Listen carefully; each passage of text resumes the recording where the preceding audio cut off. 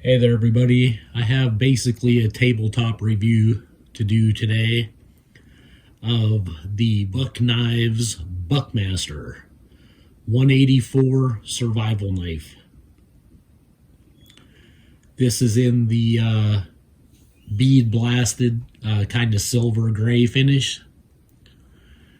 I just got this the other day. They are used, obviously. They were made, I think, between 1984 and then discontinued in 1997.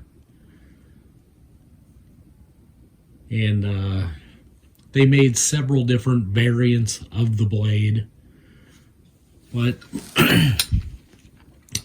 this is how mine arrived. It didn't have the extra pack, but it did have the little pack, the little removable pack, and it does come with this compass. I don't know if this is the original or not, but seems to work. Little necklace compass there. There's nothing else in the pouch. Then over here on the back, it does have the sharpening stone in there, which just seems to be fine.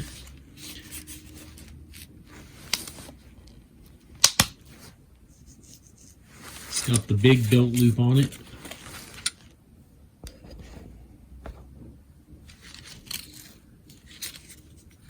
With the buckle. There you go.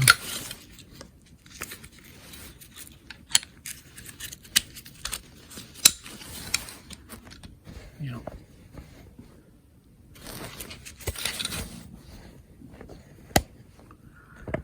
Try to get this camera adjusted a little better.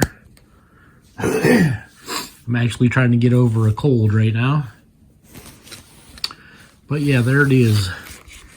This one says Buck patent pending. And you can see that it does have like these holes in the sheath there, so you can strap these little packs to it, or you can remove them and then you could like strap the knife and sheath to a pack. These are heavy, very heavy. Like, you'll notice that right off the bat. The sheath looks like, seems like it's got pretty decent retention.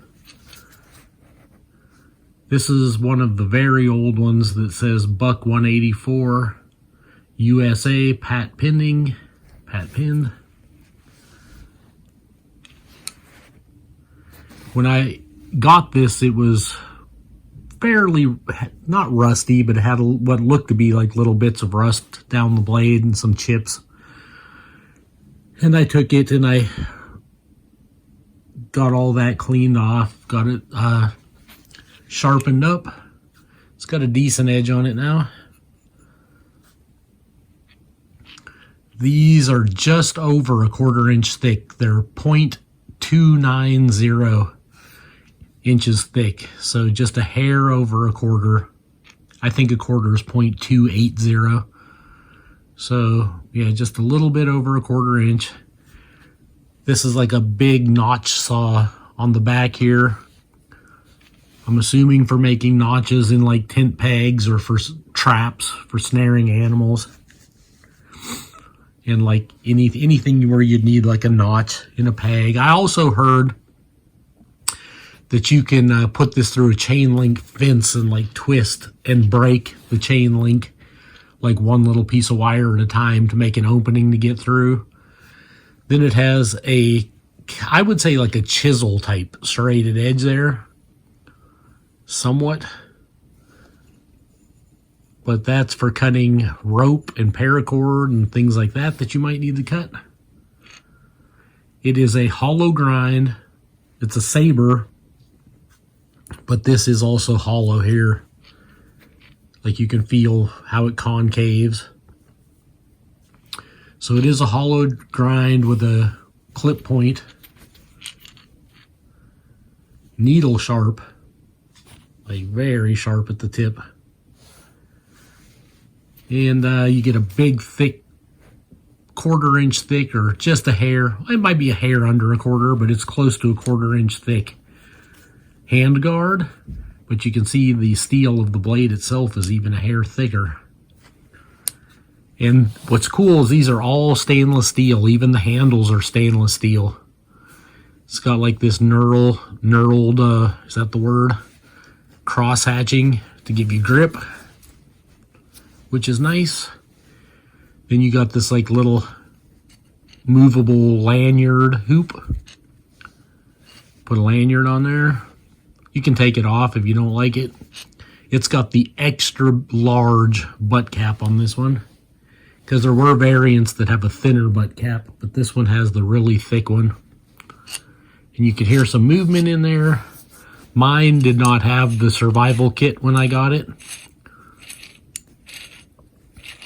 which is fine because I'm going to make my own survival kit, but it did have those stuff down in there. Those should be in the pouch, but this is how it arrived to me. It's just got like, I don't know if you can see, it's got the polymer down in there. It goes down to about there. But this is what, this is what the inside looks like of the cap.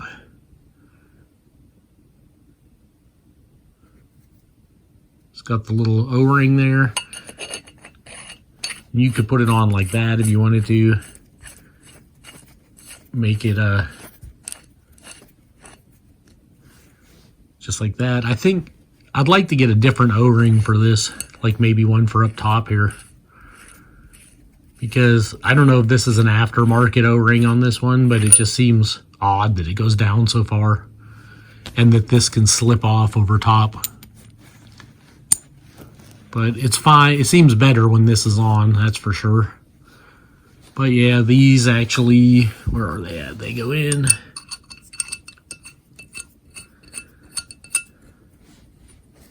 You could put just one on, or you could put both of them on.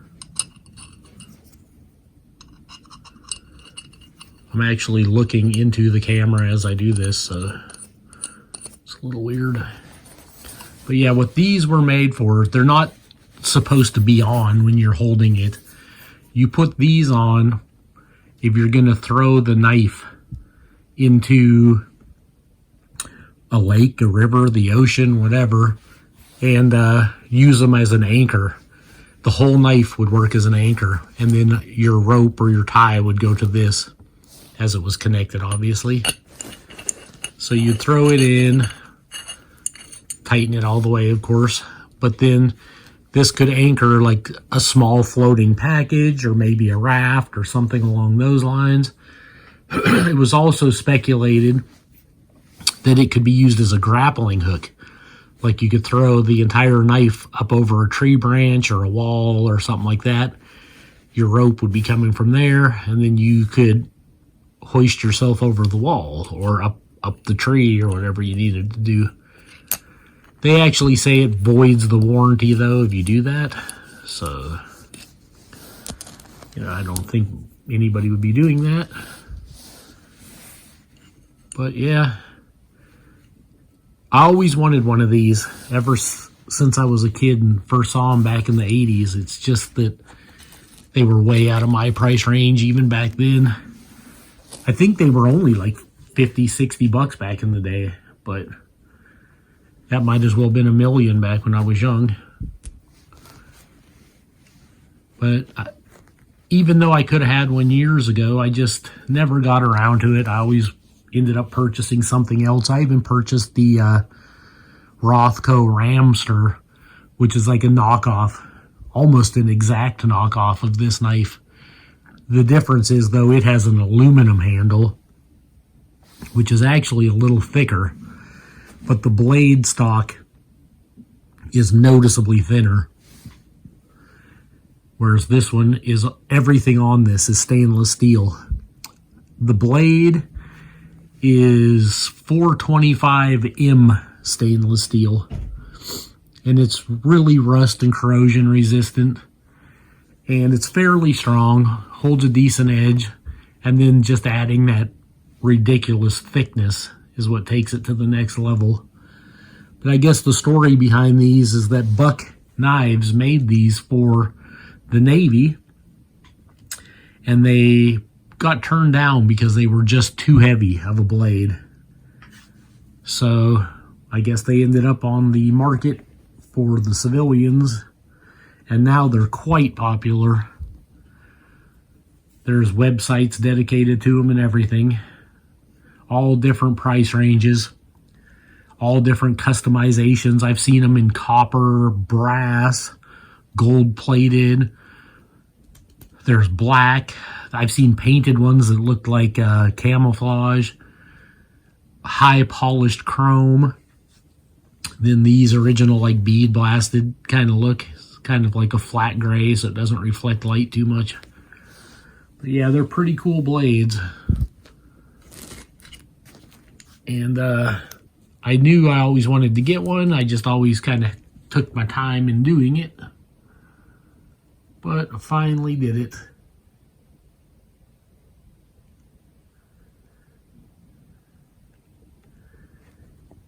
Yep. Pretty nice. Very heavy duty.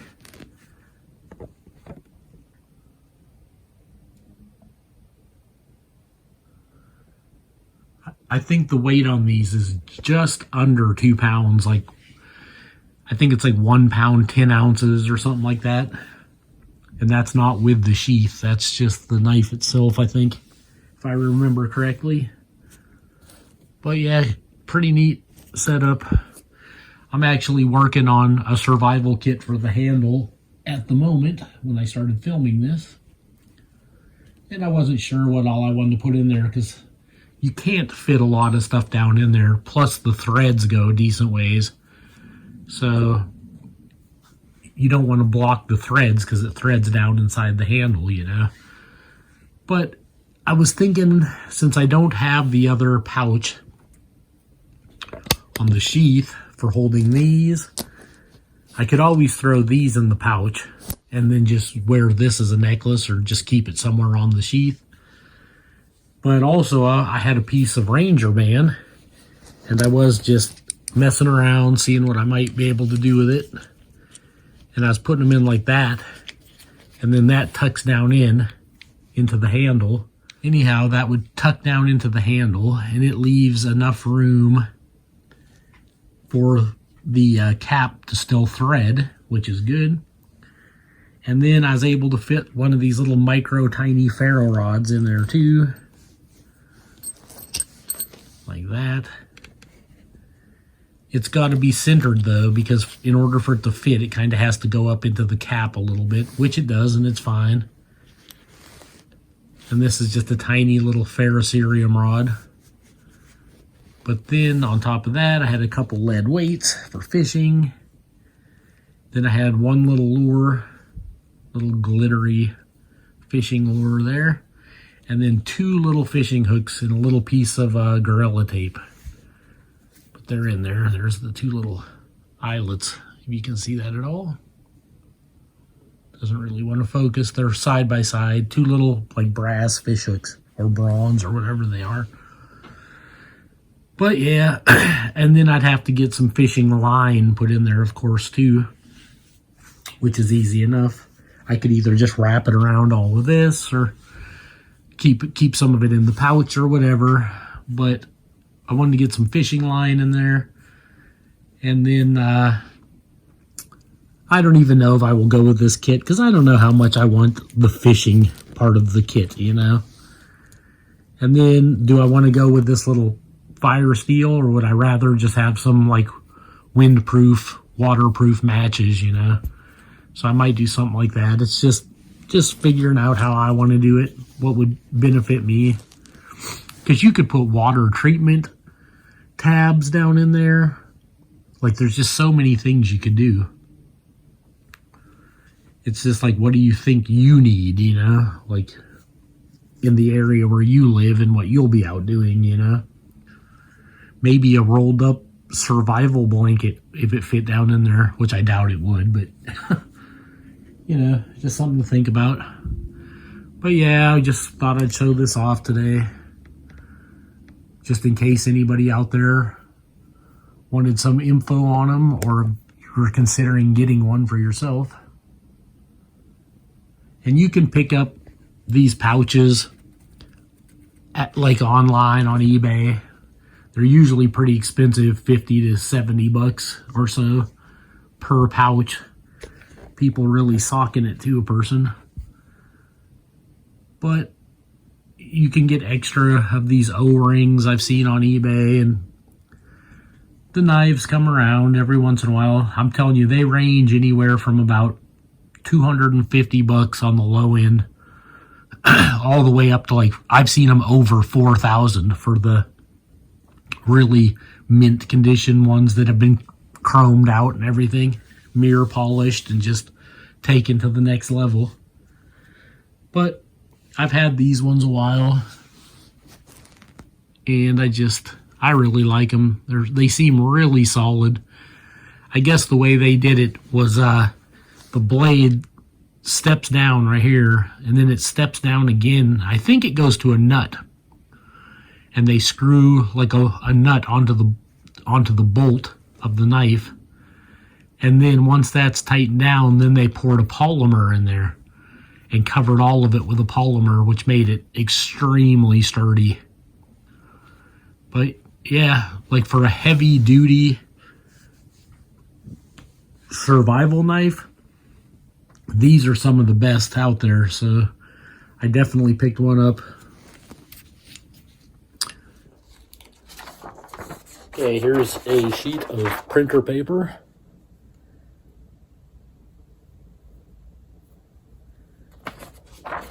Got it fairly decent.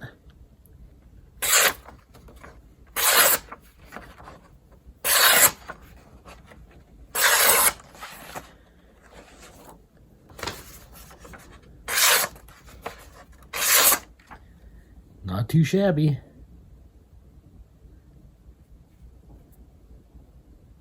But yeah, that's all I have for this video. It's going on way too long.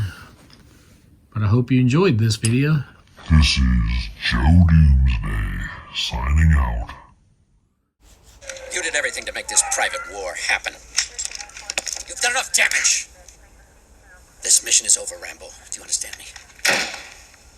This mission is over.